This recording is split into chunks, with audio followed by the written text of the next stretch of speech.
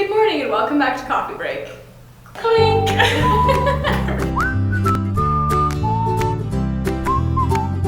So as you can see, we have a very special guest with us today. Would you like to introduce yourself? Sure. Hi, my name is Jessica and Bratt, and I am a youth service librarian at the Grand Rapids Public Library. Which is where we are, this beautiful main campus. Yeah, Do you guys call it a campus? Main branch? Main library branch. It feels like a campus, guys. That's how big this place is. So, Jessica, what does a typical day for you look like? Well, I wear many job hats. I teach toddler times and STEAM times with preschoolers. I go from doing specialized research to even helping kids find the books that they want. I sit on committees and have meetings for like projects. I help plan events, so just a wide variety of different duties. So what's your favorite part of the job? It sounds like there's lots of exciting things going on. That every day is a new day of possibility. There was this awesome like Calvin and Hobbes comic strip. I think it was the last one that he wrote where they're sledding. Yeah. And he is telling Hobbes that like, let's go exploring. The world is full of magical possibilities. Right. It's a magical world out there. It is, and it's the same thing with this job. Like today, a friend was supposed to do a news segment and she got sick, and so I like stepped right in. And so each day is just this like new exciting day to like be a librarian and do really creative things. I love that you think that's exciting enough. Like, is it stressful also? No, it's mostly.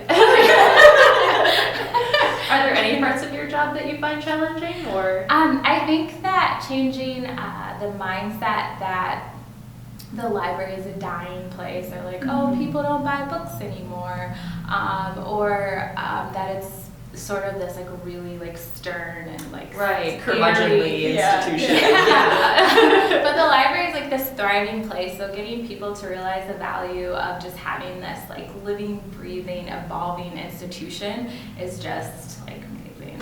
Yeah, you were telling us earlier about like all of those exciting events that you guys have going on right now. Yeah, that's awesome. So, what did your career path look like? And from that, do you have any advice for people who want to become librarians? Sure. So I started out with in music education, and with your ukulele.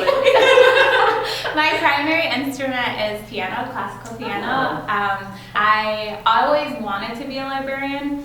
I was a little kid, and I asked a woman, like, what does it take to be a librarian? And she goes, you need your master's. And I didn't know what that was. But I was like, I'll figure it out.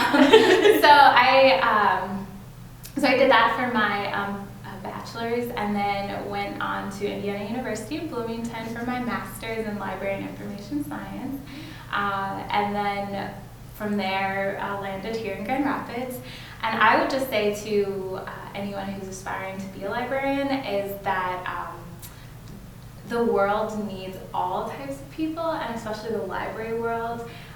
So if you're a people person, if you like to build relationships, like you should like consider the library field, because we utilize like all different talents.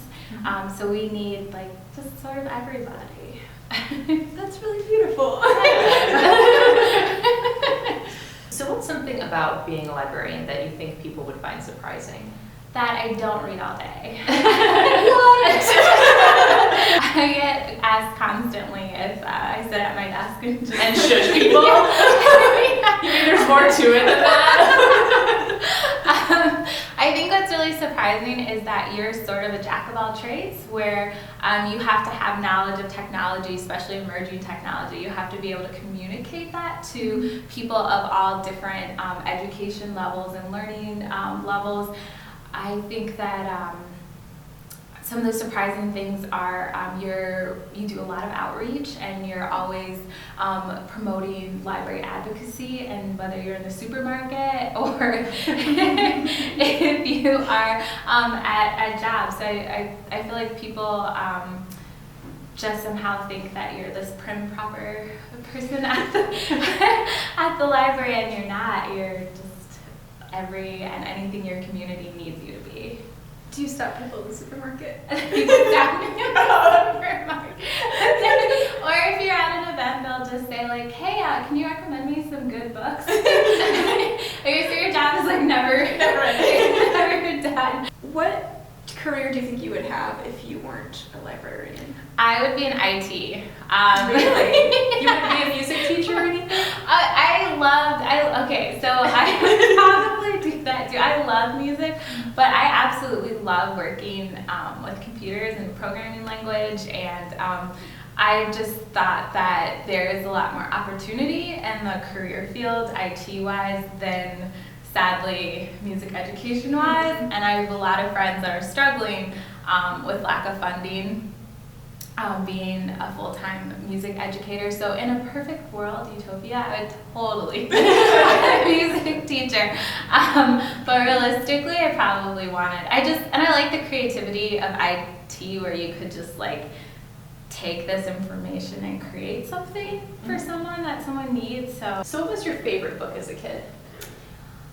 So, as a little kid, there was this book that I would read. My parents clocked in at about 300 times. And that was Corduroy. I love corduroys. Do you see how like people instantly are just like, that bear just looking for his button and a friend. And partially because I loved the little girl and her mom because they were black. And I was like, that's my mom and me. And we were going to the supermarket, and I had a Cabbage Patch doll that I lost, but unfortunately I didn't find it. But yeah, I love that story. Mm-hmm. Yeah. I mean, we didn't even ask this question, but like, what do you think about like diverse representation in children's literature? I mean, it seems to be getting better than it was, but I still feel like we have a long way to go. We have such a long way to go. I feel in the 1960s you saw this huge push for diverse books, and people were calling out for that, and then it was sort of answered. It was answered, and then it just like kind of like sadly went into the background, and now we're seeing this huge push again, and I'm hoping that with all the wonderful momentum that is out there with Kidlit advocates, especially on social media, that it'll just keep continuously pushing us and bringing about broader and more accurate representations of our world. Yeah, that's great. Yeah, I was really excited when Last Stop on Market Street got the Librarian, the Caldecott honor. That was great to see that book get a lot of accolades. It was fantastic, and the message was just super important, especially when you talk about like equity and like the digital divide and just stuff that kids really do pick up on, and just how the grandmother handled that in the story, and it's just super important, and I'm passionate about bringing We Need Diverse books into life. Yeah. What are you reading right now? Oh man, I'm reading some amazing books.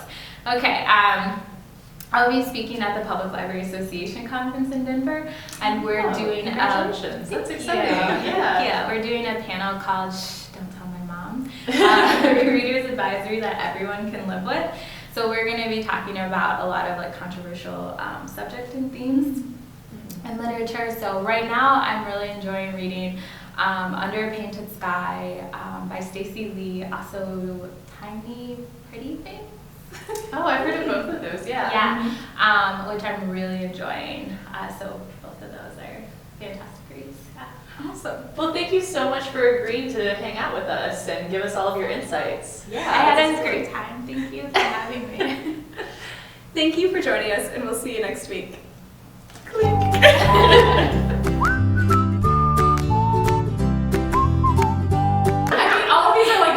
Personal curiosity questions that like I've always wanted to ask a librarian, but you don't just go up to a librarian at the help desk and be like, so now that I have your quarters.